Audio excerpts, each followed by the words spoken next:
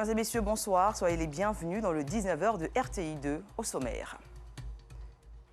Vive altercation ce matin à Abobo-Baoulé, dans la commune d'Abobo. Les riverains s'insurgent face à la démolition du logement des enseignants d'un établissement du village, une situation qu'ils qualifient de déplorable. Nous reviendrons sur ce sujet dans ce journal.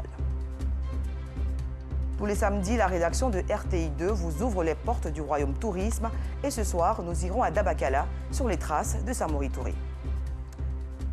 Les dirigeants ouest-africains réunis ce samedi à Accra, au Ghana, pour juger du sort du Mali, du Burkina Faso et de la Guinée. Merci de suivre l'information sur RTI2. Situation tendue à Abobo-Baoulé dans la commune d'Abobo. Ce matin, les populations ont manifesté suite à la démolition du logement des enseignants d'un établissement du village. La construction d'une pâtisserie serait à la cause de cette destruction. Notre reporter, Georgette Ido Fofana, était sur les lieux. Suivons son reportage.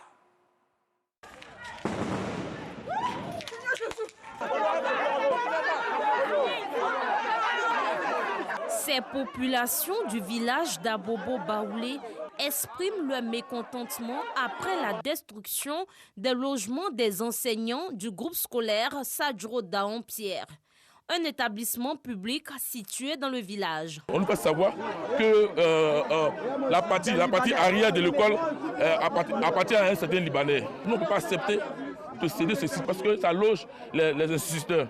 Ils sont venus, ils ont tout cassé. Tellement que j'étais stressé, je n'ai même pas pu prendre quelque chose de ma maison. Vous voyez que je suis en train de soulever les débris pour pouvoir faire sortir les objets utiles. Vous voyez mon visage, c'est lacrymogène. Je suis très déçu. Je suis très déçu. Vous imaginez ces parents, ces pères de famille qui sont délogés. Où ils vont dormir aujourd'hui avec leurs enfants? Pour le corps enseignant, encore sous le choc, cette opération qui intervient à quelques jours des examens à grand tirage vient éprouver la corporation. Une maison que quelqu'un habite plus de 15 ans, pour enlever les choses, ça ne peut pas être une minute. Mais quand même, laissez-nous enlever les choses. Et puis ce que vous voulez faire, vous allez le faire. Ce temps-là, ils ne nous ont même pas accordé ça. C'est vrai qu'on est enseignant, mais on a aussi nos enfants qui sont aussi des candidats. Tout a été détruit. Je ne sais même pas comment moi, mes enfants, vont présenter ces différents examens.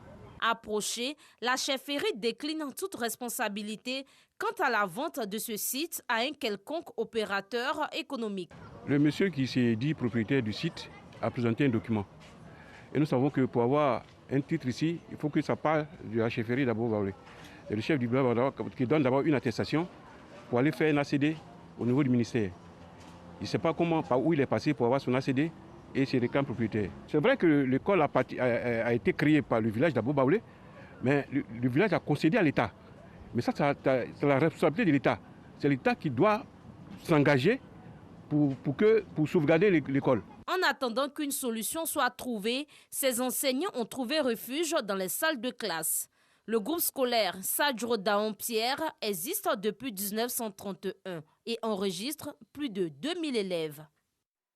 Une note de santé à présent, le dépistage du cancer du sein, c'est durant toute l'année. L'ONG Savoir Donner l'a bien compris. Elle a initié aujourd'hui une activité de dépistage du cancer du sein au foyer des jeunes de la commune d'Atekoubé. À cette occasion, les femmes ont été sensibilisées sur les bienfaits de la prévention. Yacouba Koulibaly. Agir par la prévention, l'assistance, la sensibilisation et assurer la prise en charge des patients atteints du diabète, du cancer et de l'hépatite, c'est l'objectif de l'ONG Savoir Donner qui a initié une activité de dépistage du cancer du sein au foyer des jeunes d'Atekoubé. Une occasion pour Lobo Galé Diallo, présidente de cette ONG, de donner un message aux femmes. Qu'elles viennent massivement aux campagnes de dépistage, ce n'est pas payant. Et si elles sont venues très tôt, qu'il y a un souci, on peut les prendre en charge très rapidement. Un appel bien perçu par les femmes d'Atekoubé qui n'ont pas manqué de saluer l'initiative. C'est une bonne chose, c'est bienvenu parce que vraiment, le dépistage, quand c'est très tôt, c'est mieux parce qu'on peut guérir de ça, on peut soigner au fur et à mesure et guérir de ça. Pour le responsable du service médical, un message est à retenir. Lorsque vous ne palpez pas votre sein pour savoir s'il y a une masse ou il y a une boule, vous êtes surpris souvent de découvrir plus tard qu'il y a quelque chose dans le sein. Donc c'est une maladie grave et qui mérite une large information de la population pour que celles qui ont des problèmes ou bien celles qui ont des boules dans leur sein, elles doivent faire l'effort pour approcher les médecins pour pouvoir faire un diagnostic rapide. Pour réduire considérablement le taux de femmes atteintes du cancer du sein, des initiatives de ce genre sont multipliées afin de permettre aux femmes de connaître leur statut. Un reportage commenté par Maïssa Kogei. Donner son sang pour sauver des vies, un engagement de haute portée sociale. Message bien compris par le personnel de la Chambre haute du Sénat ivoirien. À l'initiative des femmes de cette institution, une opération de collecte de sang s'est tenue récemment à Yamoussoukro. Objectif, renflouer la banque de sang du Centre national de transfusion sanguine. Kader Sogodogo. Siège du Sénat Yamoussoukro, une opération de don de sang. Le personnel, une centaine de travailleurs mobilisés avec un seul objectif, donner son sang pour sauver des vies. On n'est pas tous des médecins, des infirmiers, mais en donnant son sang, je pense que non seulement on leur facilite le travail, et en même temps on sauve des vies. Je me joins à mes collègues, à mes sœurs pour donner du sang, pour magnifier la vie et pour permettre que la plupart de nos populations puissent avoir du sang, qu'il n'y ait pas de manque de sang en Côte d'Ivoire. On a toujours besoin de sang. Le sang n'est jamais suffisant parce qu'on a besoin d'environ 250 000 poches pour la Côte d'Ivoire et on a autour de 160 000. Donc on encourage les donneurs de régulariser leur don de sang tous les 3 mois.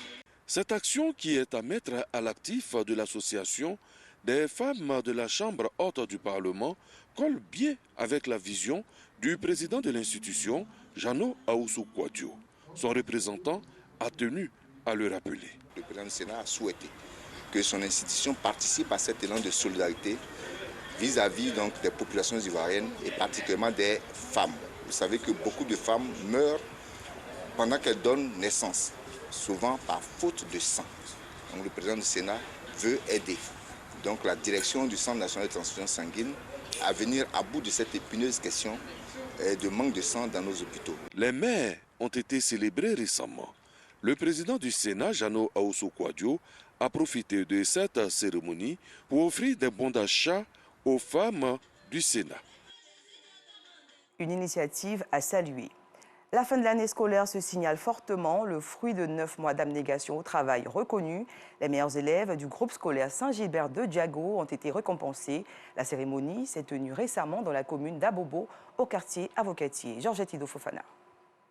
Ils sont au nombre de 24 élèves à recevoir des prix pour leur abnégation et courage au travail. Ces élèves du groupe scolaire Saint-Gilbert de Diago d'Abobo ont reçu entre autres des tablettes et des kits scolaires. L'initiative est du groupe Albac Forever.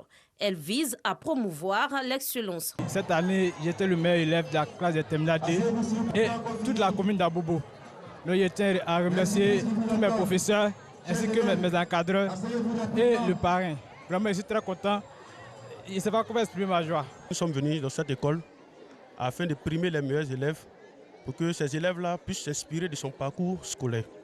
Donc c'est un honneur pour moi d'être auprès de lui et d'être dans cet établissement afin de l'accompagner dans ses œuvres de charité. Je suis venu dans ma commune, dans ce lycée, voilà, dans ce groupe scolaire aussi, pour encourager d'abord l'administration et ensuite primer les meilleurs élèves de cette école pour les booster, pour les encourager à aller encore de l'avant. Un geste apprécié par les responsables de l'école. Aline Bakayoko, vraiment tout ce qu'il a fait, personne n'a jamais fait ça.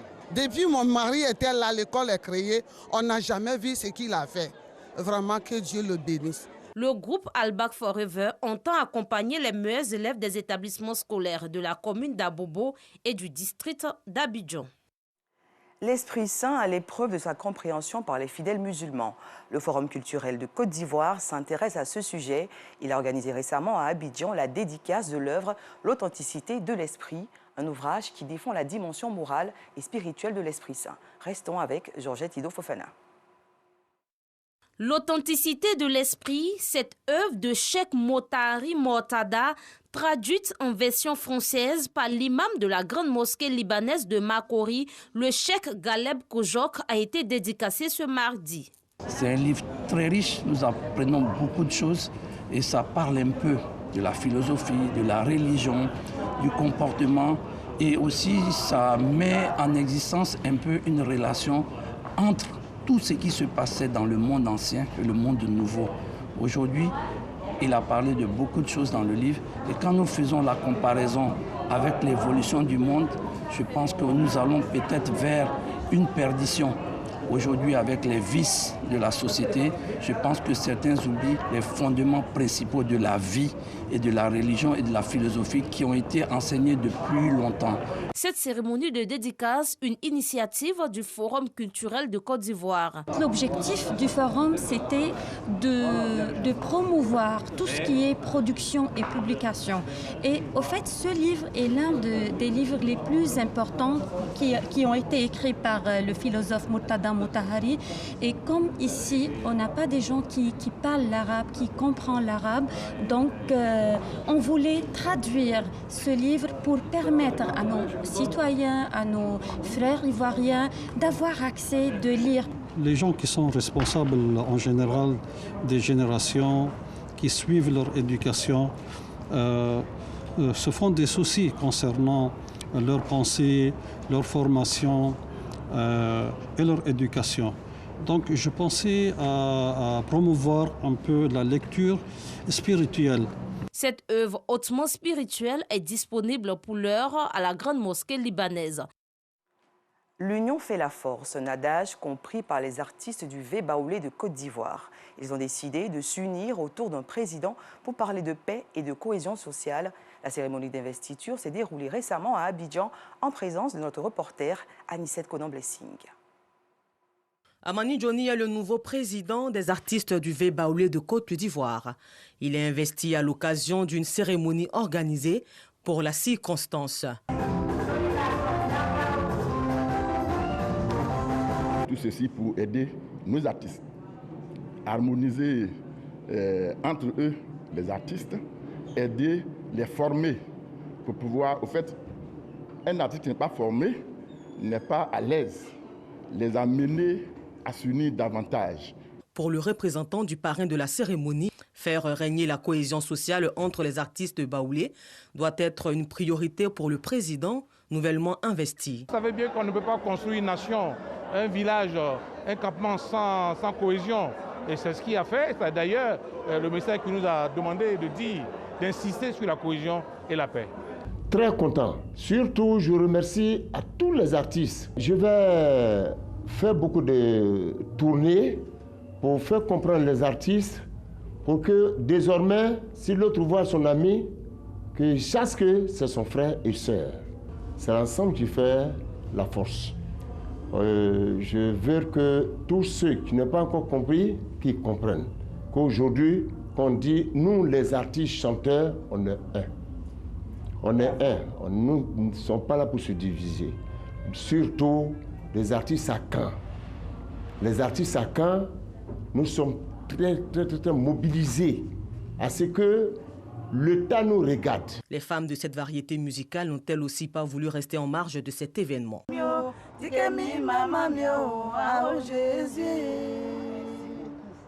Vraiment, les mots même me manquent parce qu'on avait besoin de ça. Si on a un petit souci, on saura à qui s'adresser pour que tout le monde entier puisse nous entendre. On bénit le nom de Dieu. Doyen des artistes baoulés, avec plus de 30 ans de carrière, Amani Johnny pourra compter sur le soutien de ses frères pour accomplir la mission qui lui est assignée. En sport, l'actualité, c'est la victoire des éléphants de Côte d'Ivoire face au Chipolo Polo de la Zambie. Le score, 3-1. Ce match s'est déroulé hier à Yamoussoukro. Il s'inscrit dans le cadre de la première journée des qualifications à la CAN 2023. À l'international à présent, les dirigeants ouest-africains réunis ce samedi à Accra, au Ghana, pour juger du sort du Mali, du Burkina Faso et de la Guinée. 3 pays dirigés par des juntes militaires qui n'entendent pas lâcher de sitôt le pouvoir pris par la force. Cette réunion est dirigée par le président ghanéen Nana Akufo-Addo. Les chefs d'État de la plupart des 15 pays membres de la CEDEAO ont signé leur présence à ces assises. Aucun représentant des 3 pays concernés n'a en revanche été aperçu. Nous sortons d'ici très rassurés et très heureux de nos échanges. Ce sont les mots du président Macky Sall, président du Sénégal, par ailleurs président en exercice de l'Union africaine. Ces propos s'inscrivent dans le cadre de sa rencontre à Sochi avec son homologue russe Vladimir Poutine. Le président Macky Sall se dit heureux d'avoir trouvé le président russe engagé et conscient que la crise et les sanctions créent de sérieux problèmes aux économies faibles comme les économies africaines. Une grande première en République démocratique du Congo, le roi de Belgique, Philippe, sera en visite officielle très prochainement. Le monarque ne s'est jamais rendu dans cette ancienne colonie belge. Invité par le président congolais Félix Tshisekedi, le souverain s'étendra sur plusieurs chantiers, le devoir de mémoire coloniale, les réparations financières accordées aux afro-descendants installés en Belgique et la volonté de mieux inclure les diasporas africaines dans le royaume. Paix, victoire et Ukraine, 3 mots forts de sens. Ces mots sont du président ukrainien Volodymyr Zelensky, prononcés pour marquer les 100 jours de guerre contre la Russie. Dans une courte vidéo diffusée sur les réseaux sociaux, le président ukrainien réaffirme sa détermination à lutter contre cette invasion russe. Place à présent à la rubrique Escale 225.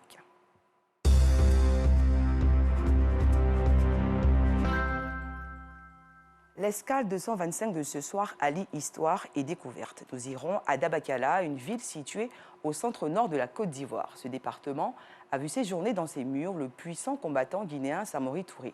Il aura marqué son passage grâce aux puits et mosquées construits. Les populations gardent un souvenir affectueux de son séjour et souhaitent faire de ses réalisations des sites touristiques. Nos reporters Ido Georgette Fofana et égyptiens nous font découvrir ces joyaux. Entassés en bordure de voies, ces pierres sont les restes de la mosquée où Samori Touré accomplissait ses prières quotidiennes à Darala, dans le département de Dabakala. La mosquée a été détruite lors du reprofilage de la voie. Mais ces pierres demeurent un souvenir que garde affectueusement la population de Darala. Le souvenir que nous gardons aujourd'hui, c'est les traces. Et voilà pourquoi jusqu'à présent, on n'a pas pu enlever toutes les traces de cette mosquée. La route a pris une partie, c'est à cause de la route même, mais quand même nous avons gardé les traces. Le passage de Samori Touré vers 1800 dans cette localité est expliqué de génération en génération. Nous gardons ça pour montrer à nos petits-enfants. Pour dire que voilà ce que nous gardons après le passage de Samori.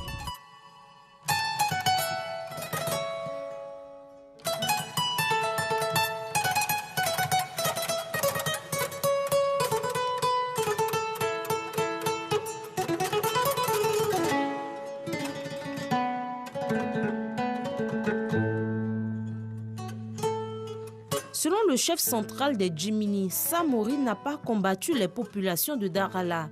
Par contre, celles de Dabakala ont beaucoup été impactées par le passage du guerrier guinéen. Toutefois, on garde quelques patrimoines touristiques de lui. Quand Samori se promenait tuer les gens et qui venait laver les épis dans ce marigot, c'est pour cela qu'on l'a surnommé Djiruko. Quand on entend en Djimini, Djula, que Djuriko, où on lave le sang. À Dabakala, des puits réalisés par le puissant combattant sont encore visibles. Malheureusement, le changement climatique a eu un effet sur ces réalisations. Actuellement, on se trouve dans le puits de Samori, qui s'appelle Bamso. C'est là que Samori prenait l'eau pour servir